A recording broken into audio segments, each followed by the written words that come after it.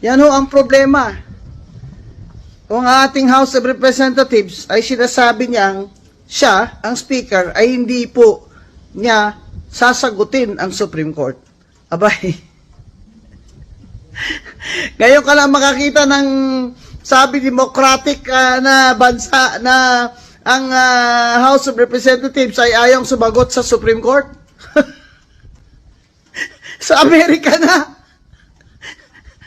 Pag pinapasagot ng Supreme Court, sasagot talaga lahat ng mga opisyalis ng gobyerno. Aba ito, talagang saksakan na talaga ang kapangyarihan ni Speaker Romualdez sa ilalim ng administrasyon ng kanyang pinsan ni President BBM. Ito ay isang dagok na naman, hindi lamang dagdagok ito. Saksak ito sa dibdib ni BBM ang ginawa ng pinsan niyang Speaker of the House.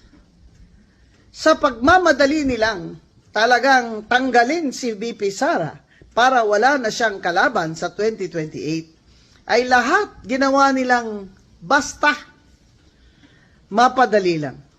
Kaya ngayon, sasabihin pa ba niya ni Speaker na hindi siya sangayon at hindi sila papayag?